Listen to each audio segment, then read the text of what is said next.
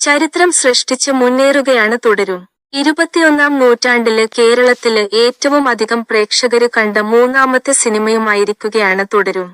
66.2 ലക്ഷം പ്രേക്ഷകരാണ് ചിത്രം ഇതുവരെ കേരളത്തില് കണ്ടത്. 21ാം നൂറ്റാണ്ടില് ഈ വിഭാഗത്തില് ഒന്നാമത് മോഹൻലാലിന്റെ തന്നെ നരസിംഹവും രണ്ടാമത് പുലിമുരുകനുമാണ്. കെ.ആർ. സുനിലിനൊപ്പം സംവിധായകൻ തരുണുമാണ് മോഹൻലാല് നായകനായ തുടരുമിന്റെ തിരക്കഥ ഒരുക്കിയിരിക്കുന്നത്. ഷൺമുഖൻ എന്ന കഥാപാത്രമായിട്ടാണ് ചിത്രത്തില് മോഹൻലാല് വേഷമിട്ടിരിക്കുന്നത്. ഒരു ടാക്സി ഡ്രൈവര് കഥാപാത്രമാണ് ചിത്രത്തില് മോഹൻലാലിന്റേത്.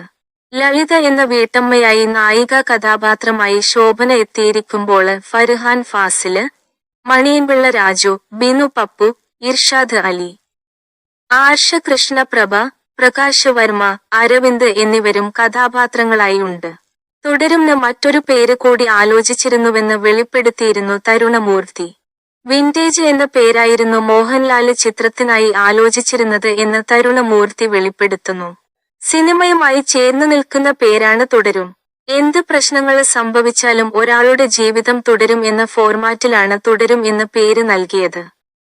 അവസാന ഷെഡ്യൂൾ ആയപ്പോള് വിനറേജ് എന്നൊരു സജഷൻസ് ഉണ്ടായി. എന്നാല് മോഹൻലാല് വിന്റേജിലേക്ക് തിരിച്ചുവരുന്നു എന്ന് നമ്മള് പറയുന്നത് പോലെയാകും. വിന്റേജ് മോഹൻലാലിനെ തിരിച്ചു കൊണ്ടുവരാനല്ല സിനിമ. വിന്റേജ് എന്ന പേര് ലാലേട്ടനോട് പറഞ്ഞപ്പോള് എന്തിനാ മോനെ മനോഹരമായ തുടരും എന്ന വാക്കുള്ളപ്പോള് മറ്റൊരു പേര് എന്ന് ചോദിച്ചു. അങ്ങനെ ആ പേര് ഉറപ്പിക്കുകയായിരുന്നുവെന്നും പറയുന്നു തരുണമൂർത്തി. വൻ തുകക്കാണ് ഹോട്ട്സ്റ്റാർ ചിത്രത്തിന്റെ OTT റൈറ്റ്സ് നേടിയിരിക്കുന്നത് എന്നുമാണ് റിപ്പോർട്ട്.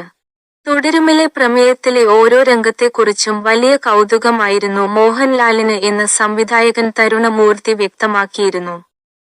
കൂടുതൽ മീഡിയ വാർത്തകൾക്കായി ഈ ചാനൽ ഫോളോ ചെയ്യൂ.